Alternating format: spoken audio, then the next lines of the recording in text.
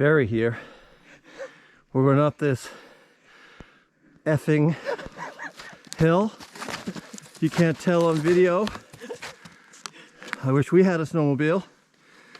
And I remember coming here in the summertime saying, I'm not coming back here in the winter time. And yet, here he is. Here I am.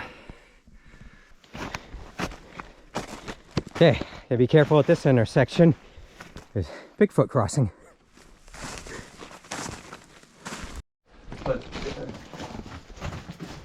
Alright, so we're not to where we're going yet, but this is a cool one that you might recognize from a previous video. Barry hadn't seen yet, so we said, well, it's on the way. Let's go stop and check this out.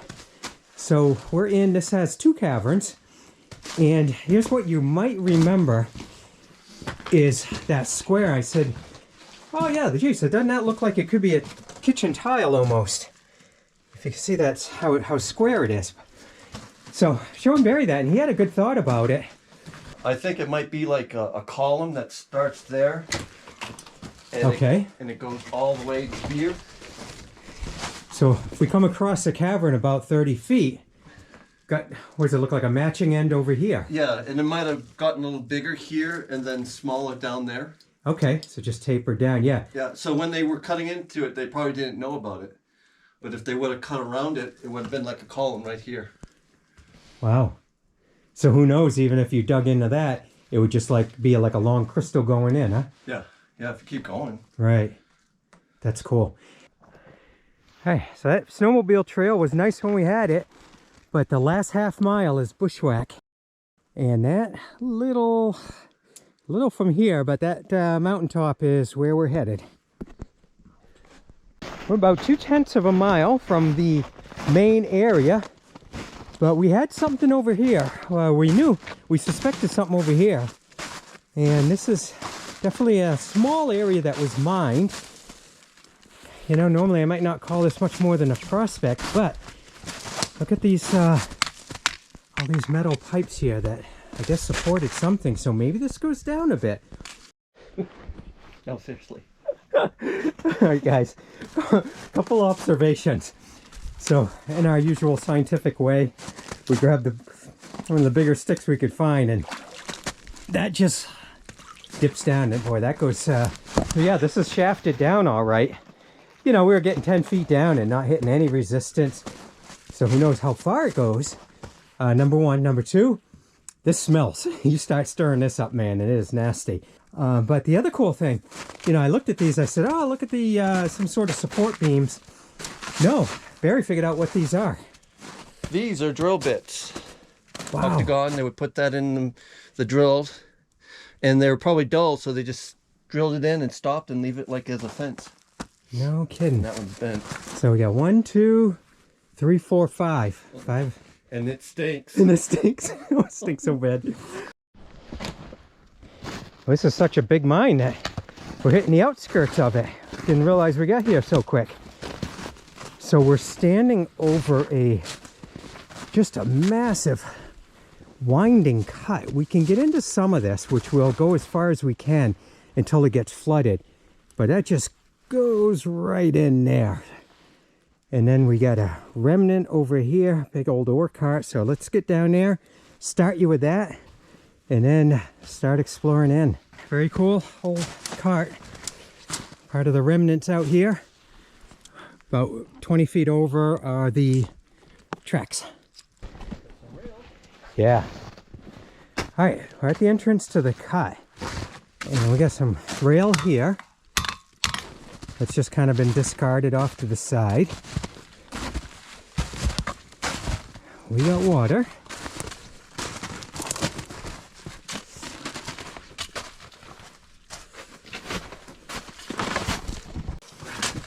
Yep. Hey, yeah, this is where the flooding starts, but boy, look at that. This is as far as we're gonna get.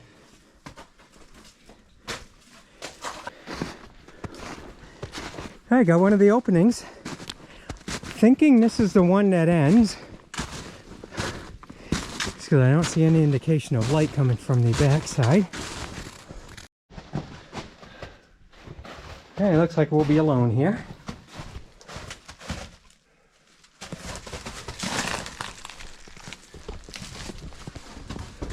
Looks like a mossy turf. Oh, whatever green that is, that's cool.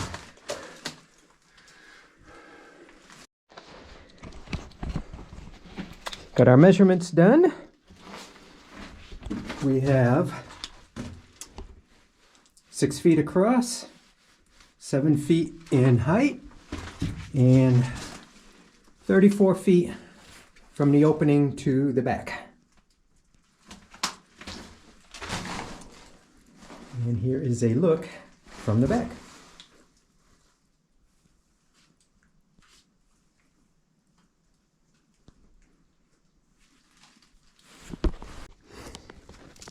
Yeah, so this area has probably got 7 or 8 at least significant size cuts. Here's another one here.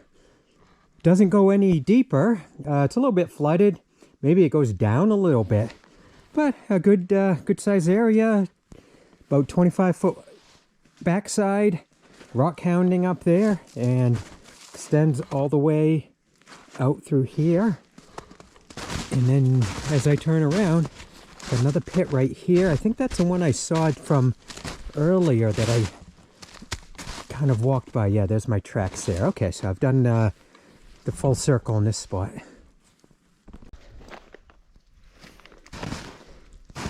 I made it to the other one.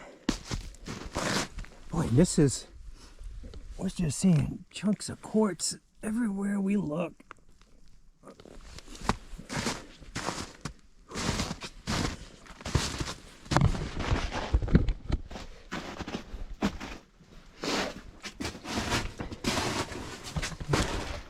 I got a few artifacts here.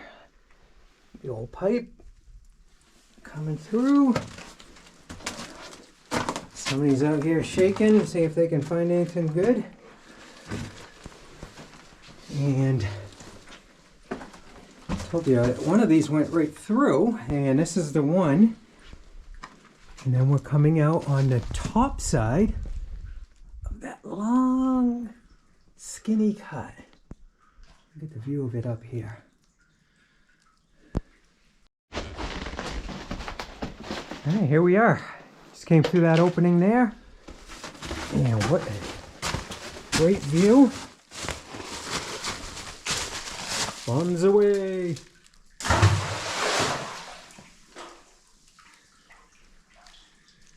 So the one unknown, which we're not going to answer today, is at the very bottom of this. Does it go in at all? And we just haven't been able to get to a vantage point where we can see that.